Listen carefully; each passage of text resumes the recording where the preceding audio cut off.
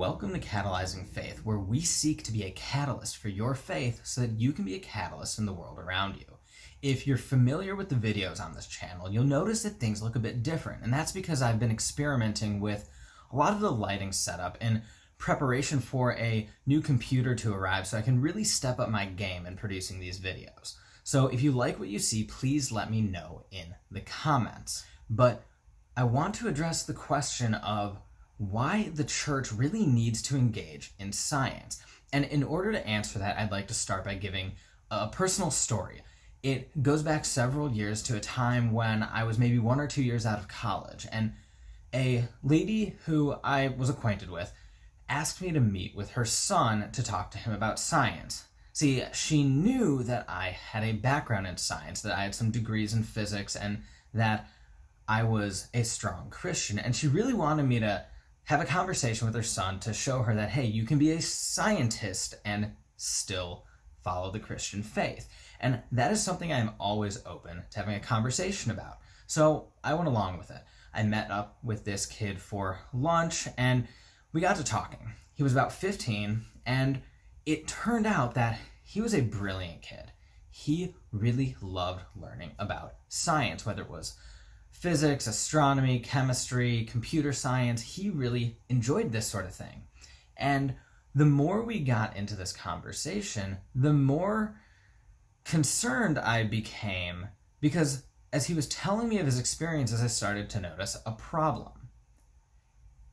He really enjoyed astronomy, and so his dad purchased a Stephen Hawking book for him. But what his mom did when she discovered the book is really what the concerning part is.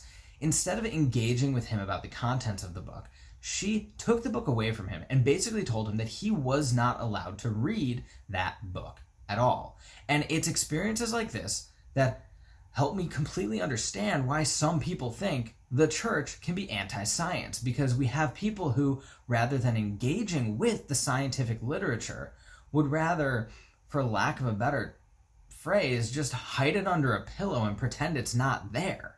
And the message that she sent her son in doing this was clear. She basically told him that if you want to be a Christian, you need to run away from science, which is kind of conflicting with the whole point that she wanted me to meet with him. But her actions sent a very loud message. And I think we get this time and time again. Students in the church claim to walk away from the church because they perceive some sort of conflict between the enterprise of science and the enterprise of the Christian faith. And we have covered that in a different video, and I will put the link in the description to this video. But the point is, the actions of the church speak volumes. The actions of people in the church speak volumes when it comes to how those in our congregation, how our students in particular, view the relationship between science and faith.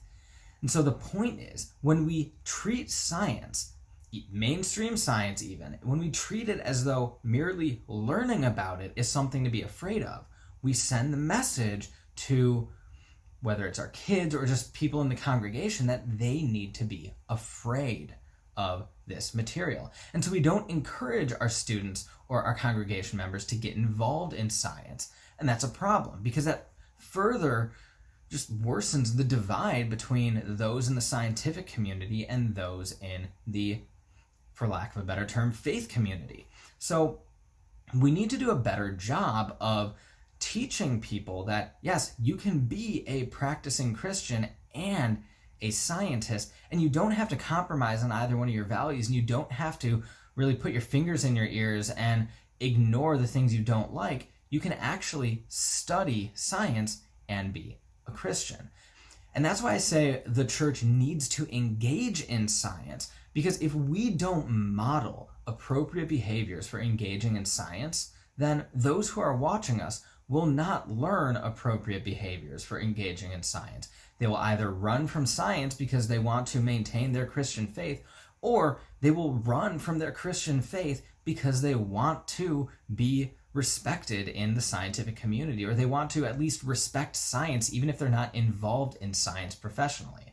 So if we want to be influential in a positive way to both people inside the church and outside the church, we need to figure out a way as a community of people to regularly engage with science in a positive manner.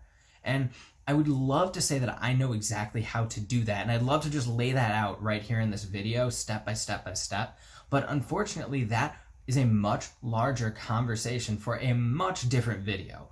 Right now, I just wanted to really talk about this experience I had and drive the point home that if we don't engage in science as a church, then, and not just engage, if we don't engage well, if we don't engage with science well, then we send a message to those inside the church and we send a message to those outside the church that we really don't have any business being involved in science. And that's a problem. I hope you enjoyed this discussion. I know it was brief, I know it was informal, but it's something that's really important. So if you have any thoughts on the topic of church and science and how the church can engage with science, please leave a note in the comment section. And while you're there, be sure to, 1, hit the like button, and most importantly, subscribe to the channel.